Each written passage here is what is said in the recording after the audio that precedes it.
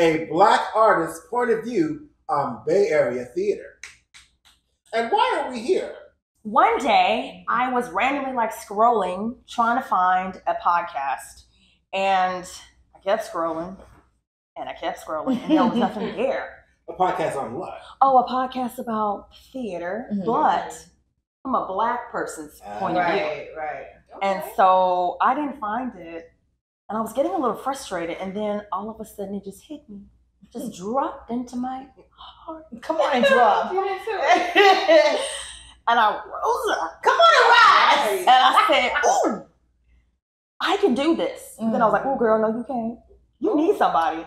I said, I do. Then I got on the phone, text, fingers started working, and here we are. Okay. So, who did you text? Right. I text Phaedra. Phaedra. So that you all know, my name is Phaedra Tillery-Boughton. I am a creative artist here in the Bay Area. I am an equity actor.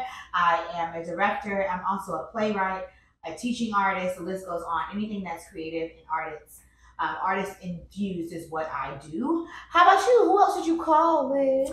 Well, then I met somebody at an event. Ooh, me? Jacquetta? No, Me. Hi everyone, I am Jacquetta. I am a Bay Area, local artist. I'm an actress, writer, producer. I do music videos. I'm getting into film and television. I've done production management for a couple of Black theaters here, as well as my official title is artistic producer for the Playwrights Foundation. That is actually coming to an end soon, but I got a lot to share about my experiences here. So I'm gonna bump it back to Miss Liz. And Liz, tell us who else you connected with. Okay, so it was Phaedra who brought on this person. So we were having a conversation. Liz and I we actually talked to a few artists about this project. Highlighting Black Bay Area artists is very important to us. However, we realized that we are heavily worked in the musical theater world. And so we realized that there is another entity that we just don't connect with as much. And we're trying to, that's what this is all about, is connecting and connecting the Black Bay Area theater. So I thought the next person to join us should be the one and only ShawnJ. Hello, everyone. I am ShawnJ West, Diva, and I am a local Bay Area artist. I am a mostly director now. I'm also an actor and a dancer. Wanted to be a singer, but I was not blessed with that gift. So I hold a tune every once in a while, but it takes work to do that. And so I've been in the Bay Area now for 12 years, and I am really passionate about telling Black stories from a Black perspective. So it's been somewhat challenging finding space for that, but I think this is an opportunity for us to collaborate and connect folks with one another so that we can possibly expand that within the Bay Area. And so Phaedra and I were chatting one day, and she goes, I'm doing this. And she wasn't that subtle, I should just say that. So about me. We're doing this podcast, and we can really use your opinion. And I was like, girl, I'm not quite sure about that. But here I am. Amen. So yes, it's like one of those rounds out our team for Creatively Shaded. Oops. I didn't get to really introduce myself. Oh, come on. Well, Liz, tell us about who you are. So my name is Elizabeth Jones, or Liz. I grew up in the Bay Area. I've been here since I was 8 years old. I'm an actor. I sing. I dance. I am a teaching artist. I'm also a director, if I said that before, and I'm also a mom. And now I'm a podcast speaker. It's obvious that Liz is really excited about this, but I think we all are. We really are really passionate about what's going on in the Bay Area, and we want to make sure that we have a central place that us creatives, Black creatives, can come and talk to each other about what's going on in the theater scene. Yes. Oh, wow. All right. Well, since you said that, my question is, what is your perspective on the Bay Area Black theater as an actor? That's meaty. We're going to have to take that into bite-sized pieces. I will lead. As far as for me right now, I remember there was a time prior to the pandemic, I knew that I didn't want to become an equity actor in the Bay Area because I just felt like there wasn't enough work for me, honestly. Right. Post-pandemic, I feel like theaters are now starting to reach out to Black artists, and we are getting a lot more work, but I don't know if it's genuine. I feel like some of it is, oh, we want to work with Black artists so we don't, get thrown under the bus or get ran over. But I think I'm happy that we're getting these opportunities for sure. But I just feel like if you're gonna give us these opportunities, also put us behind the scenes, also put us as directors, also put us as choreographers, and everything else. Like make your whole creative team Black if you're going to do a Black story. So that's what I feel like my perspective is right now, is that I am getting the calls and I'm getting the work, and thank the Lord, she booked and busy. But it is, some of it is, you have to be a little more selective, because sometimes you are looking like a pawn, like, oh, we're going to use her because she's Black, right? Mm-hmm. I have a question for you. Something you said. Why did you feel it wasn't genuine? Because these theaters have consistently not told Black stories. And so now it's this big push to tell Black stories, and what's getting really funky is that the Black stories that they're choosing. That's true. We can still talk about that. Oh, that's what we're here. That's what we're here. Let's talk about it. How was the experience of being for either one of you, ShawnJ? Well, for me, I think it's interesting because I was 16 years. I started my acting in Sacramento in like '89. Okay. And then I moved to Seattle in '95 because a fellow actor said they paid their actors in Seattle. And I was like, okay. And at that time, Seattle was on the precipice of becoming like Broadway, right? But then when I moved there, a year and a half later, the theater scene crashed. I left Seattle in 2011 because lack of opportunity in theater. So I started directing in Seattle because I wasn't getting acting roles. And so then I was like, okay, I'm getting directing gigs, but they were kind of limited. But they were this great company that was Cis Productions, which is mostly Asian American women run. So it was perfect. Still doing that, but opportunities still were not what I wanted. So Bay Area presented itself to me because of Oakland and more Black folks. And I landed in 2011 and got focused in 2012. Like, I was booked and busy constantly. And so I think the opportunities were really here, and then the pandemic hit, like you said, and everyone kind of had to look inward. And some of that inward, they didn't like what they saw. Baby. And I think the reckoning, as we have said, has happened to some theaters. I think it's still happening, but I don't think a lot of theaters have really embraced what it means to be inclusive.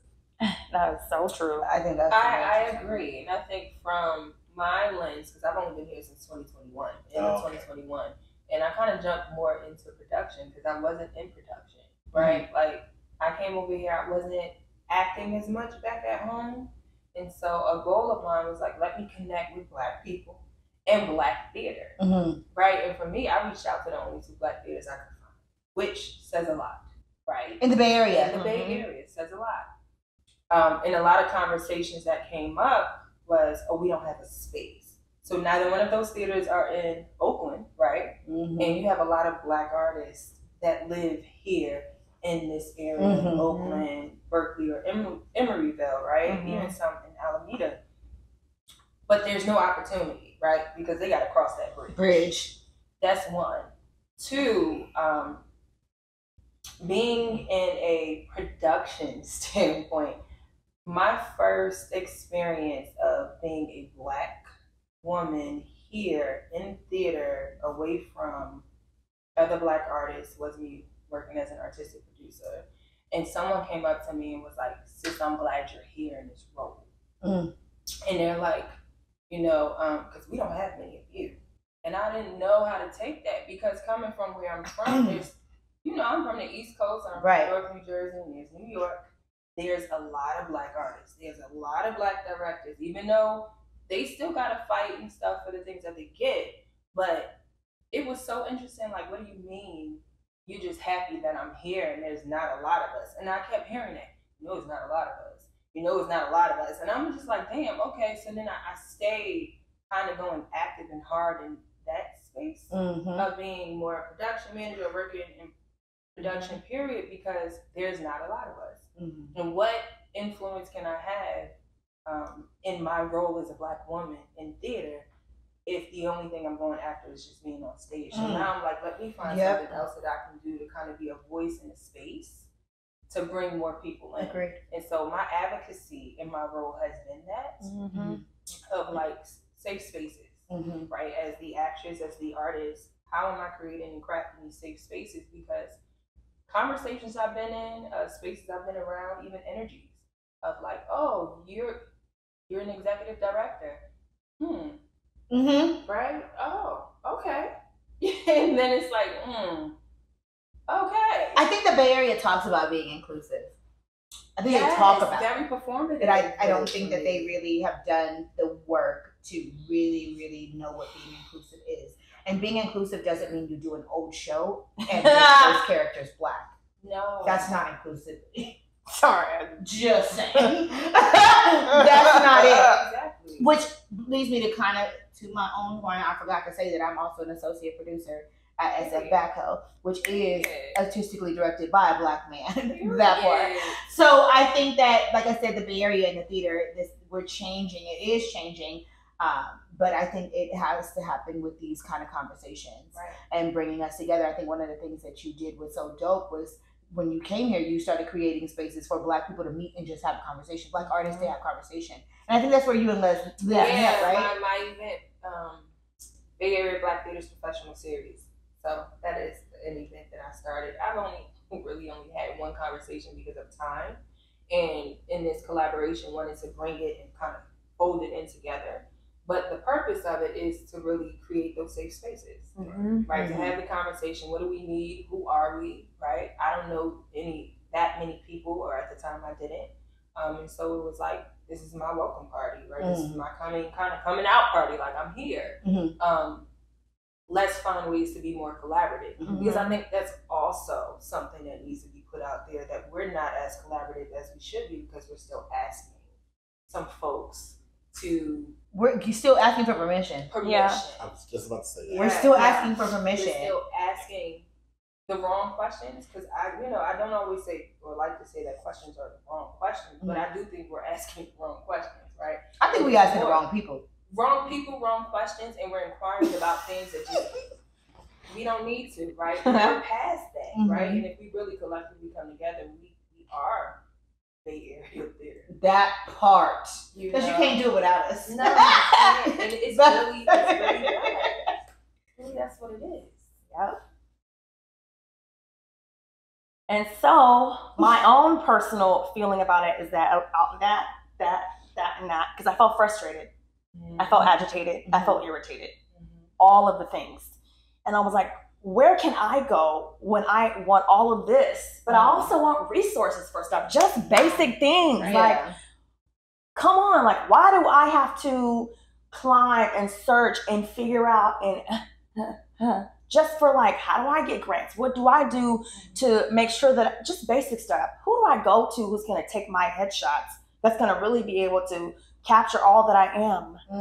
Who do I go? Just those things. And so that's what this is really all about. And as you can see, each person who is sitting here is a boss individually. And now collectively. You edited yourself because you were going to say some bad words.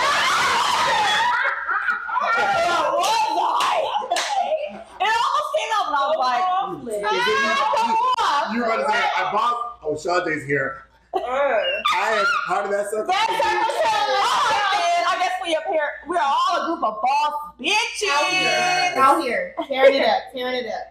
So it's interesting something you said about resources, because I think that's a key thing for new artists into this field, because I remember when I started, my headshot was, the first headshot was on the rooftop of the office building that I worked at, and my supervisor took my picture. And that was when we were still doing black and white costing. And so, because I had no idea where to go, and who would be able to help me with that. And I think we kind of do some of that here in the Bay Area, but it's on that Facebook group page. Yeah. which I think can get a little overwhelming because you just want to know, hey, who's a good photographer who takes good headshots of people of color, but specifically black folks? Because there's one photographer that I want to tell people to stop going to. Well, because she always has, you can tell it's her.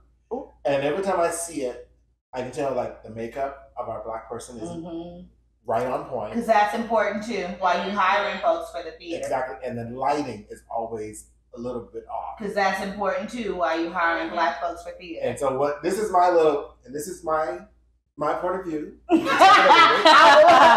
But I think I want every person who does a headshot, these are key things to remember. Remove all jewelry.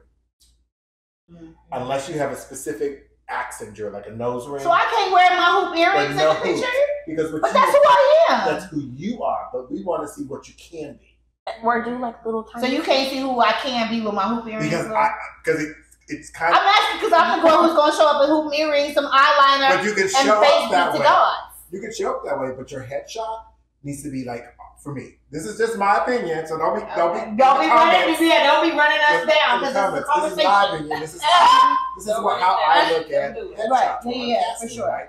I need a clean slate. Got it. Right, so I want to be able to apply every character that I'm thinking about for you on you. But let's say you came in and you had like these. Not you came in, but your picture, your headshot has like gold chains, hoop earrings. Right. So I can't see you. Right. Too much specificity. Yeah, I want to see your eyes. I want to see your spirit. Not distracted by jewelry, accoutrements, or like anything like. Also, it's like if a hair is out of place, it's like make sure because they don't be getting my curls. They don't. Right. So when you go get your headshots, take someone with you. Who's going to make sure you look good. You look good. Because some photographers ain't checking a shirt over, because sometimes the photographer doesn't see it because they're focusing on your eyes. Yeah. So they don't see that there's this hair like flying in the breeze. Fair enough. And I'm a stickler, so that's just me. ShawnJ, we're gonna have a ShawnJ corner, so you can, when you audition for ShawnJ, you know you ain't supposed to have all that extra stuff in your phone, okay?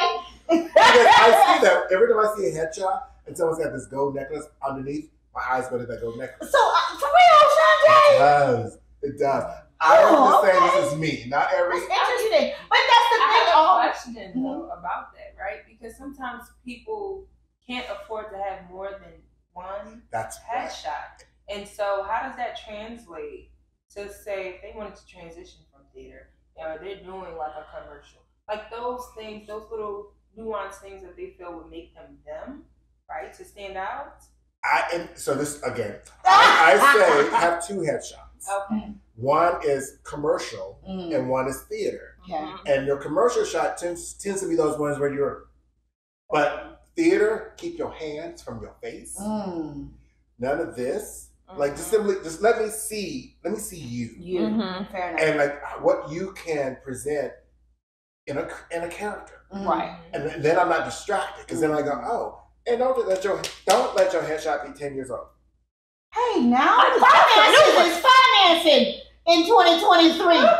My headshot is 2.5 years old. That's okay. That's fine. As long as you still look like that headshot. Yeah. Well, my new growth is a little different. If you don't look like that headshot, baby, stop using it. That part, all right. Because I know people who's using 20-year-old headshots.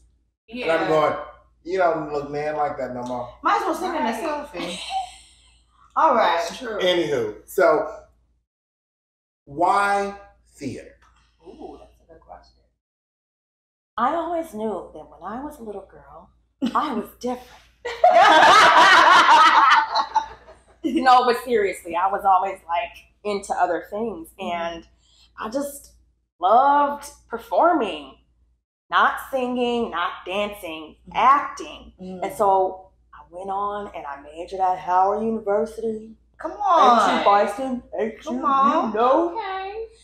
And I also got pregnant while I was there. Ooh. Hey! And my daughter is 22 and healthy. Come on, young moms. Young moms.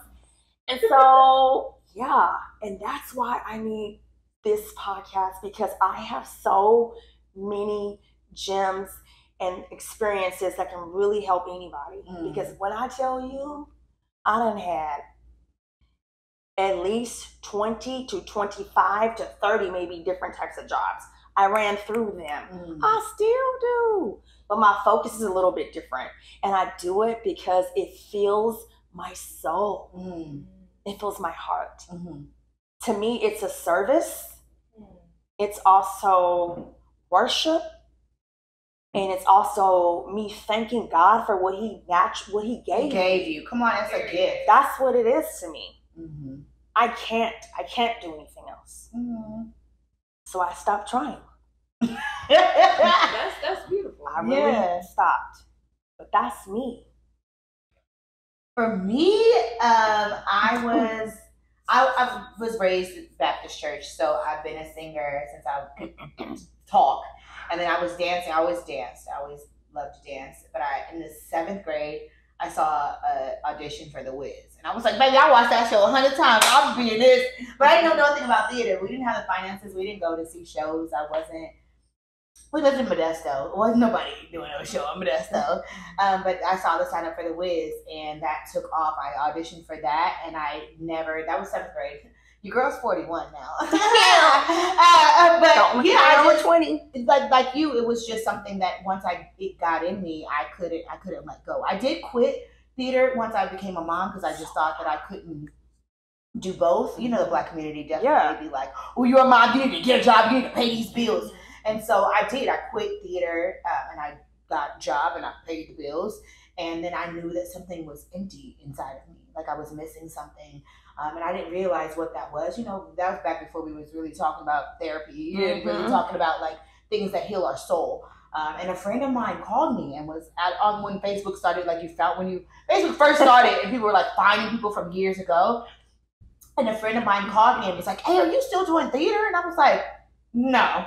I done had a kid. She's 10. The girl is chubby. We ain't worried about no dancing and hopping around the stage. I just gotta pay these bills."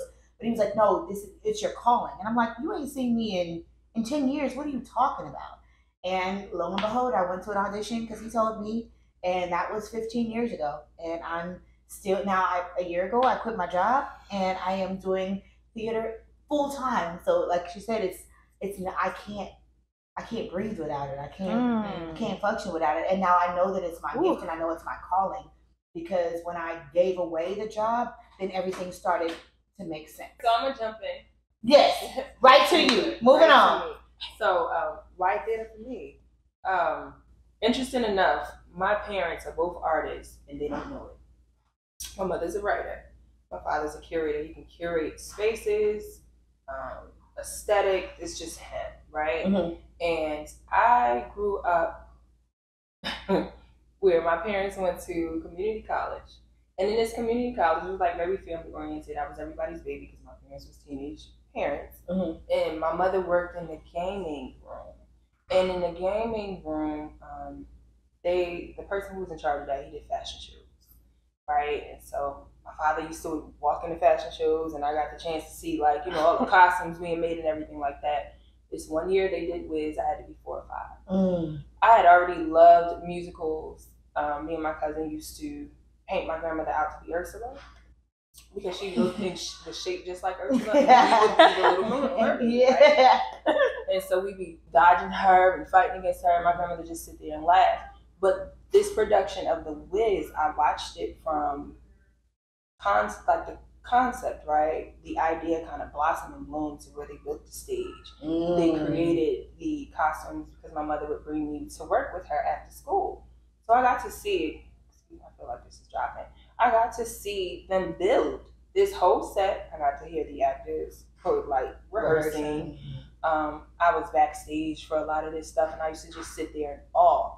And at that age, I was like, ooh, I love to sing. My favorite Black musical, I'm going to call it Survive Heartbeat.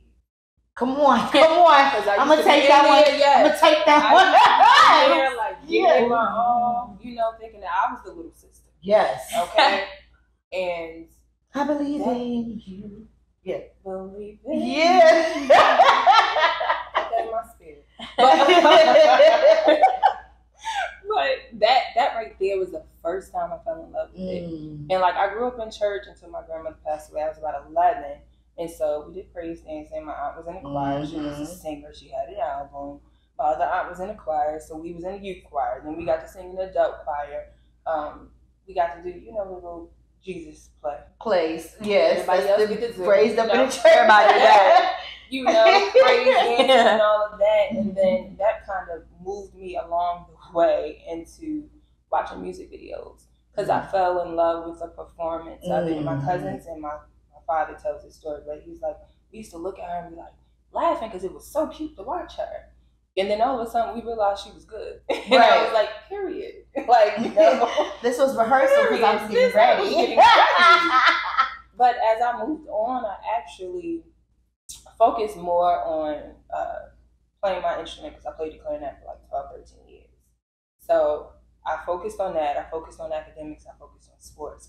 I never gave my all into theater or acting. I went to Temple University. Shout out to my owls. Anyway. Oh no. When I went there, and this is wild, I went for biochemistry. It was something in me told me then to make sure I minored in theater. That was the only thing that fed my spirit. So as I went and moved along, and I switched out of my major from biochem to marketing, I stayed in theater. Whether I was on stage, whether I was behind the stage, I stayed in theater because that was what was filling my spirit. And I know the difference because when I was back home after I graduated and stuff, I realized I wasn't doing as much. And I slowly started to die. And I hit a low of depression. And so I drove my ass across the country, at my big old age by myself with my dog. And I was like, let me find something else. And moving here to Oakland, I jumped on the phone instantly to find 2 Black theaters, whatever theaters I could. But they had to be Black theaters.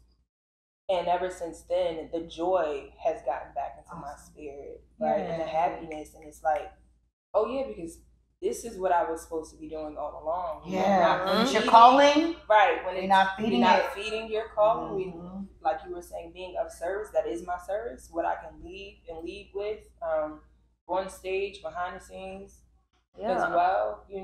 That is what I'm meant to do. So that is why theater for me is like, I have nothing else. Yeah. I can't show up and be anything for anybody else until I fill that cup, and that cup Come on. is filled with That's that. right. Come on.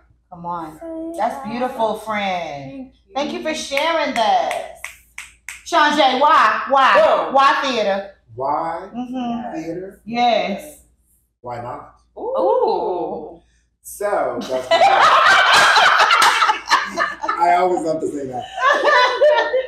Similar to like what you all had said, I think for me, being the elder of the group. Come on, elder.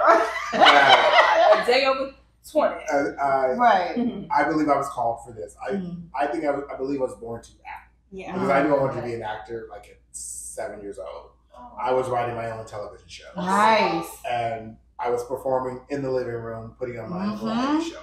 Back when I was a kid, we had variety shows where actors who were in television shows would have an hour-long variety show. Donnie and Marie, Belinda Carter special, Cheryl Ladd special, Sonny and Cher.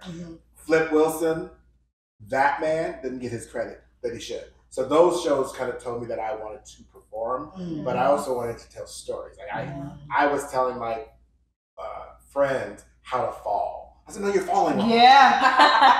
And I said, "You gotta fall like this." And they looked at me going, "What are you talking about? We're just playing." So it was always part of who I was. And as I got older, like I knew I wanted to be an actor. I knew I wanted to go to be in something, right? And theater, I didn't know if it was going to be theater or film.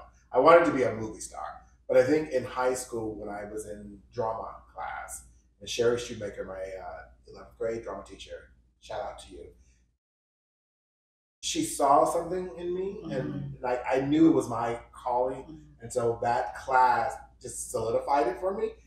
And we wrote a play for, I think, and I was a senior. And so we had to put on our own play. And I wrote a soap opera. Right? Come on, because you was raised on them. I was raised on Dynasty. Knots Landing was the best. And so we wrote it, we performed it. And there was a scene where I was doing something and then I responded and hopped on the couch and played cool, and the audience laughed. And I went, ain't nothing like it. oh. There it is. That's what that's about. Yeah. And so what it showed me was acting on stage invokes a feeling. It does. And that is what keeps me in theater, because I believe as actors, as thespians, as creatives in this space, we have a responsibility in our storytelling, in our art, to make people feel something. Either they hate it, they love it, it reminds them of a childhood memory or something. We owe it to make people feel something. And so I think for me, directing is really is it avocation or something, where it's like therapy, because I take my actors kind of under my wing. Yep. And I really encourage them to grow, but also to sit in that space. I think a lot of actors, they go from gig to gig to gig to gig. Right. And I another piece of advice from Sir Diva. When you're in a show, be in that show. Like really take the experience of that moment to like tap into other creatives in that space, absorb it and take it in, and don't just move from one to that. So like when you finish that project, take a moment and go, what was that like? What did I learn from it? Because I think I remember going, gig, and I couldn't tell you what the experience was like, or who I shared a stage with, because it was just to the next gig. So I just encourage everyone to take that, because that's what we're here for. It's community. Right. It's community. Can I say I agree with that, but I also can say that we live in the Bay Area, and sometimes it's not that easy not to go from gig to gig. No, do that. Yeah, but I agree with you as to like be in this space and really take hold of the moment that you're in, because I do think, I know that sitting in the director's seat has made me a better performer, because I've had to sit in it, because I've had to really process each actor, and every actor is going through something while they're doing your show. So as a director, it made me be like, whoa, I have to be careful how I handle people. I have to, see them where they're at. So it made me a little bit more compassionate. But it also, as an actor, it made me come in the room with my backpack on and saying, I'm ready to be manipulated. I'm ready for you to teach me. I'm ready for you to grow. I'm ready to feel the things that are happening in the room. That's where it's formed. So I guess going back to why theater, it's because there's nothing like plugging in. Like TV, you can't get that. You have another take, and there are people like moving on. But the audience, the hum of the audience, the response of the audience, and then the way it fuels, every show is not the same. We may do the same show for 6 weeks. I'm telling you, every night is different because of what you put in the seats. And what you give to us, it turns something on in us to give to you. So there's nothing like that feeling, and I never want that to go away. No, and that's, for me, that's like, because I'm also a film and television person. I was just like, when I decided, okay, I'm going to be an actress. New York City, go get some headshots, right? I'm doing background work, right? Because that's where you start to learn pretty much the set. Right. Yeah. You got it. It's like you can't just jump in, right? So for me, it's like, all right, what can I do to kind of learn? This was like 2013, 2014. And I got a lot of work instantly. And I was like on sets with a lot of big names. And I was like, oh, this is amazing. And then I realized that there's a lot of takes, right? Yeah, and so you many. sit there, To do and the you show. gotta remember, the one good thing about film and television is that you don't have to yell, right? So you don't have to worry about projecting anywhere. But you gotta make sure that your take is the same Every time. 1, 2, 3, 4, 5 on team, however many times and angles they need that. And that can be very difficult for people, right? So I learned a lot in that process. But what I did miss was that there is nothing like being on stage And having and that energy that you receive, whether it's from your partner on stage, or your cast members on stage, even if they're not technically in your seeing an interaction, but then the audience. I love being able to look out into the audience, and I love looking at people, right? And I am not afraid, and I think I had to break that down. Because sometimes that's a fear, right? You're like, ooh, as I'm acting on stage, people are watching me, but you know, you're so concerned about people watching you that you're not fully leaving it on the stage. But once I got comfortable enough to be able to look at people, I'm just like, oh, I play off of people all day, you know, and it may be a little twitch in the hair and a little this and a little shimmy, and they be like, and I'm like, yeah, girl, you know what I mean? Just like feeding off of that. There is nothing like that. Can I bring it back to this moment of being like, there's nothing like that, but being in when it's a black cast too? Oh my God, yes. The energy. Hey! It's a different experience. And if you haven't had one where you haven't been in an all black cast, try to find me one. Because I remember being afraid to go to an all black. Like when I got cast in The Color Purple, I was like, okay, how this gonna go? Because I've done so many musicals with everybody, right? Bay Area, everybody. And so I was nervous about because this is pre-pandemic. Let's talk about it. It's pre-pandemic. And so sometimes we get the idea we're difficult to work with. We, you know, they gonna be late or it's da da da da. And I received that energy because I hadn't worked with I had never been in an all black cast. Say that. Okay.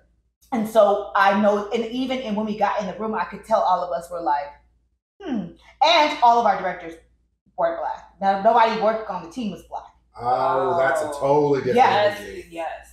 So it was like, okay, we have eyes on us. How are we moving in this space? Are we allowed to be us? How did this work? But it was the best experience that I've ever had because we was electric sliding in the rehearsal room. It was just all of us were able to go, oh, we make it our own. So that's why we're doing this, and that's why we're having these conversations because we don't get that many opportunities to sit in rooms where it's just us. Right. And sometimes we need to do just us.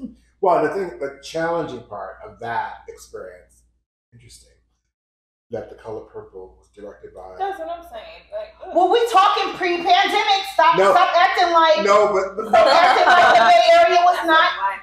I understand that. But that should have never been the case. Like what I love about August Wilson, he put in the stipulation in his play pieces, I can't talk today, that it can't be directed by white folks, right? And there's a reason for that. And part of that, and I know some white folks watching this, if you are watching this, you don't understand that. But there's something about a black director, a black lighting designer, a black sound person, a black set designer, a black costumer doing a black themed show. There's a shorthand, there's an ease, there's an understanding. Hopefully, if you are within the community, there's an understanding when it comes to that. Like I remember some time ago when it came to fitting black women bodies, right? Baby, come on now. A costumer would just simply go, "Oh, that's the best I can do," and they were let off the hook on that, right? They were like, "Oh, that's the best I can do." It's like going, "This thing isn't even fitting because this person had hips, they have a full figure body, and this person just said costume was like, oh well, that's the best I can do." I was like, but if that had been a white actor in the same figure, you would have done all that you could have done to do it. And so the Color Purple experience that you speak of, when we are in our own spaces, even though if there is white leadership, we create our own, right? Yes. Because I remember when we did. Oh yeah. I was like.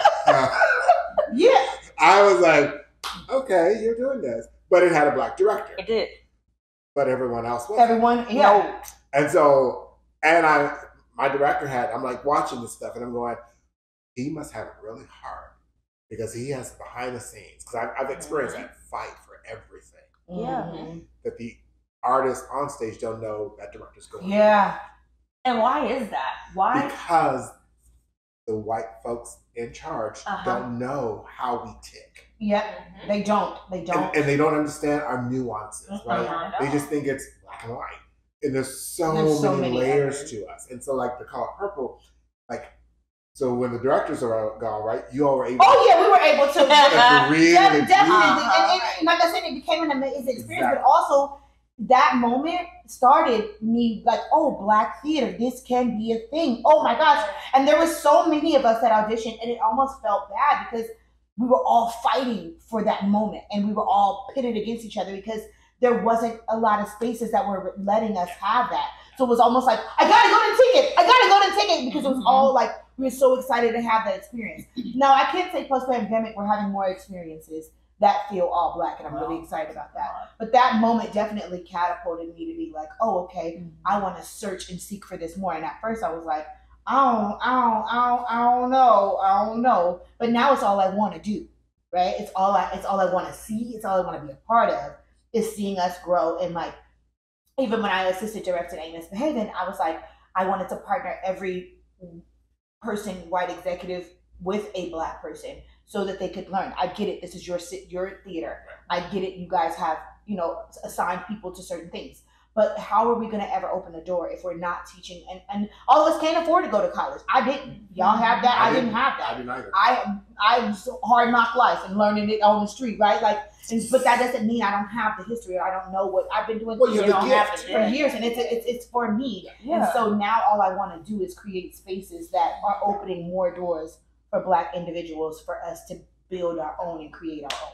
And it sounds like what you're saying is that we also have to unlearn what it has been like performing in those spaces, so that we can also get back to community with each other. Yeah, I think that's important. And that's a consciousness that has to be there, because I know when I am in white spaces a lot, and that as a director, like, I learned this from Lisa Marie Rollins. I thank her for this, because she made a point of it. She goes, when you're doing a Black themed show with an all Black cast, your creatives, your designers should be Black, or these people of color. And so when I just start doing a show, and like the producers go, well, so we're thinking about this for your set design, and I go, I'm gonna pause you. Yeah. These are people I would like you to ask. Right.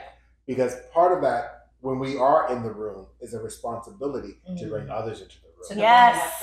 And into the space. So I have a list of Black set designers, lighting designers, costumers, props, stage managers, hair, because it's really important for us to remember, because if we don't mention it, they're just going to go with who they know. Absolutely true. And from a producer standpoint, right, that advocacy, so no matter what I do, right, no matter what room I'm in, I'm always calling my Black friends first. I need a PA. Because they do. They do it.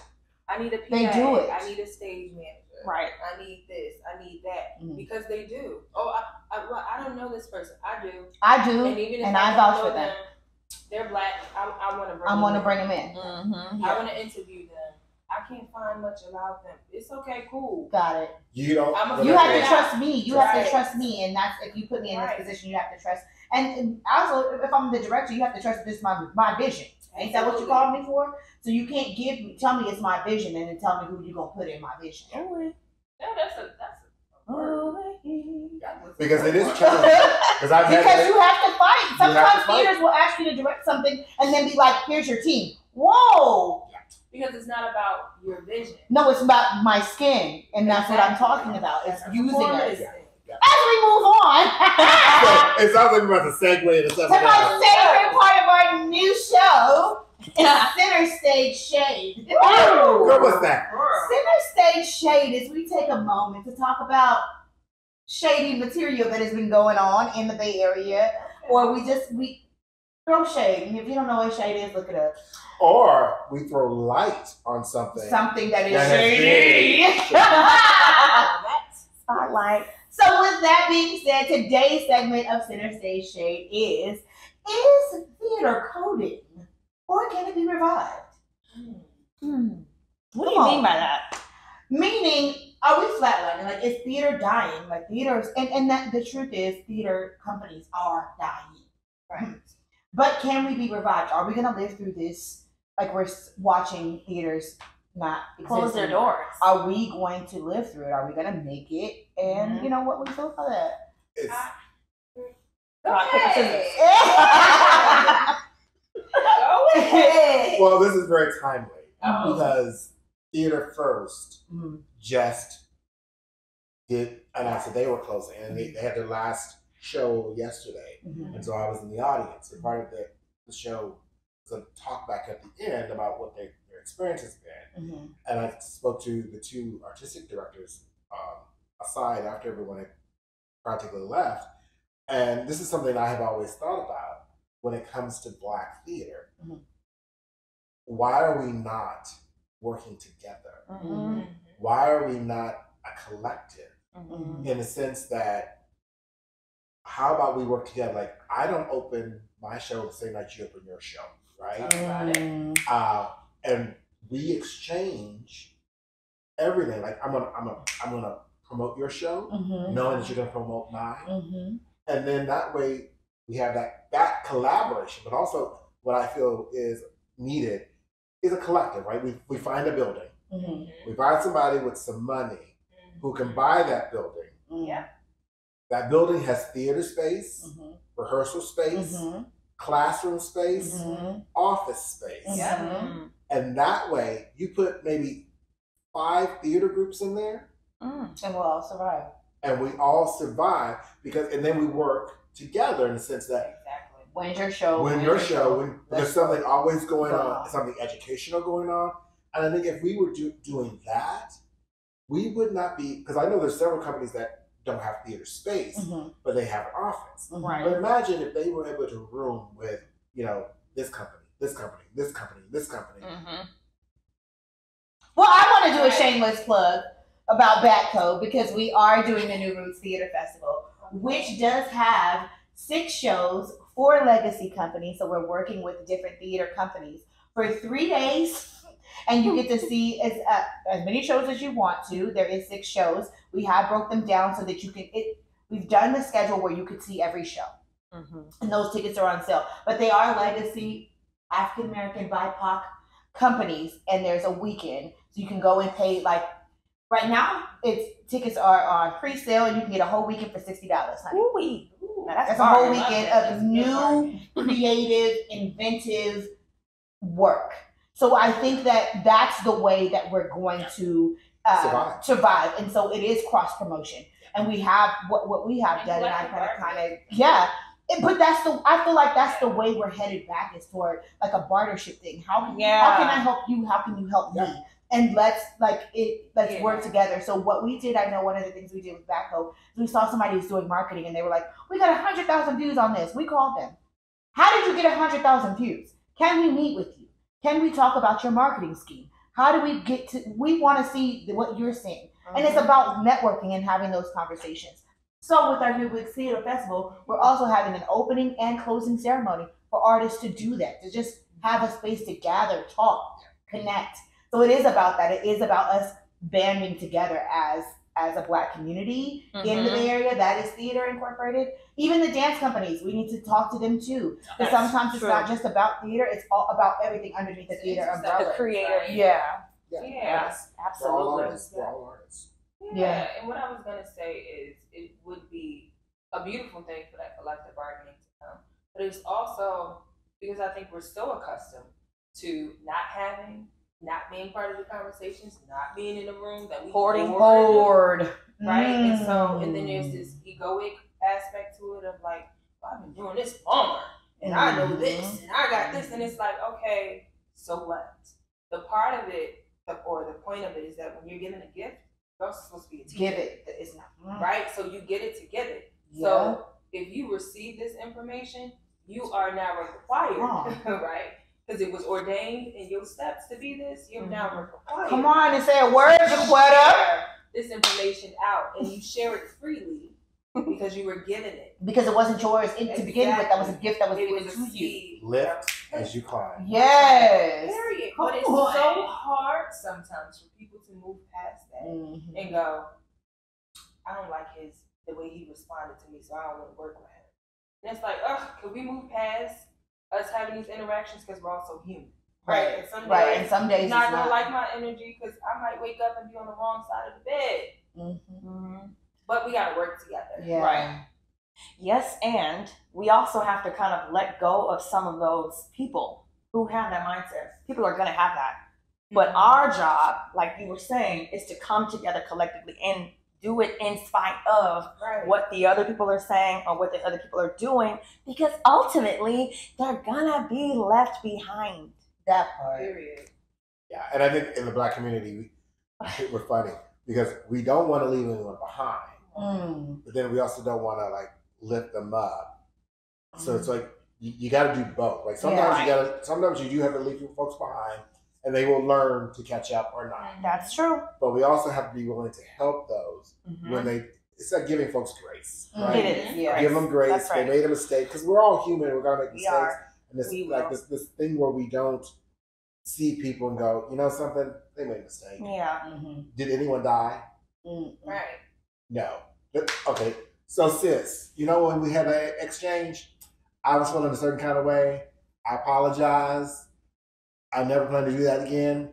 And you go, okay. All right. But I'm watching. I'm watching. Right? But that's wrong. That's wrong. That's wrong. Yeah. We can't expect everybody's grown. That's hard. Can't expect everybody's grown. But we have to do it. We have to try. We have to, because like that was part of the conversation with the artistic directors of Theater First, is that we also have to tap into money. Yes. Artists don't have money. We ain't got it. So Don't think because we on stage we got money. Right. We don't got it. We have to tap into the audience who come see us. Like the sororities and fraternities. Yes. Like and bankers Yes. and lawyers. Like these are people we need to be networking with to help us. Like because these white companies, they're donors. Like when I look at their donor list, and they're like, I'm going, wow. Why? Wow. Yeah, they give away a lot of money. A lot of money. And that's one of the things I said as far as the Bay Area is concerned. We have the tech market here. We have a lot of money in the Bay Area, and it's about being more creative about how we enter those places. Those are young people who do like to go out, so do like to have drinks, do like to see. They still like to see theater, but I don't think that the Bay Area knows how diverse of a theater community they have in the Bay Area. That like they don't need to fly to New York to see like those shows there. We have new, creative, inventive work that is willing. Some of the people that you guys love from the Broadway came from right here. Yep. Came from right here in the Bay. And so if you invest in the Bay and invest, we're all going to win. Yeah. And so we just have to, like, if you need somebody to do your voiceovers for your entertainment videos at work, or you need, that's what you call us for. That's what we're here for. If you want us to come and sing at your little Christmas play, or you want us to put on, like, we are the artists that want to do those things for you. We don't just always do stage. We have all kind of creative minds that have several different jobs that we do on top. The stage don't pay us to pay our bills. Understand that some of us is working 2 or 3 jobs on top of being an actor, just because we want to do what we love to do. Yep. So call us to do the things that you hosting your events. Call us, because we're going to show up and do it. So yeah, I think it's about going back into our community and really like how can we service each other and bringing them out. Y'all come out for Tyler Perry. Stop it. I need you to come for us. No shade there. No, I'm just saying. When if a play comes to town, them big plays, they sell out at the downtown Oakland. They sell out. And we're here. We are here. We are here. Working, and we like are 5 hungry. weekends. And sometimes y'all know us. And don't show up. You can't be trying to buy a $30 ticket. That's the shade part. Is like we do a show and we are working our ass off, and there's not one black face in that in the audience. Ooh, child. That. And this is where here I go. So when we say we support each other, or I want to support you, but then you don't like that theater company, here's what that looks like, right? Oh, tell me, because I'm shady for that. So call me out. Okay, well, so if you don't like that theater company, but on stage is my friend. is your friend and other black creatives, your ass needs to be there. Because man, we all learned something in this moment. Because here's the deal. Wait a minute. We on stage performing for all white audience, right? And that feels lonely. And we are now even more isolated. And now it feels like we're telling this, especially if it's a black story. If we are now telling this black story to white audiences, they don't get and they're not fueling us either. Right? But when black folks show up in the audience of a white theater, and that actor on stage hears your laugh. Right. They now feel fueled. They go, yeah. That's true. I know that. I do know that. Dang it. So even if you don't like that theater company and you think you're giving them money, it ain't about that. It's about supporting that artist on stage. That's right. Because that artist is committing their time and their art to that piece, right? I can hate that theater company up until the movie back. Yes. But how do you? But can I ask you a question? Yes. Because that means I'm supporting a theater company that I don't agree with. So I'm giving them my dollar, and I get it. Those are my friends. So that's where I feel like, how do I manage my dollar, right? Like, because we're supposed to be. But that's valid. So but ask yourself, why is my friend doing the show? Because you need a gig. We all need gigs and pay our bills. Doggone it, y'all! This is got us together, right? Because there's places I do not go because of the way they treated me, and that's the way I feel as well. And I have told my friends, I'm not coming to see you over there, friend. I'm proud of you, applaud you, yay, and I'm gonna like your post on social media. But I'm not coming to that thing. I tell my friends that I'm not coming to that thing because of how they treated me. But I'll take that. I received that. I received that because we are trying to pour into ourselves. Right. And that's a word. And the thing is, your feelings are still valid. Yes. They're not invalidated by what you experience at that space. It's just that, and I'm going to speak for mine. Like when I did a show at a company that everyone was talking about, right? Mm-hmm. But no one knew all facts, right? Mm-hmm. They had only pieces of the information, right? My Black actors needed to see Black folks in that audience because it was a Black story.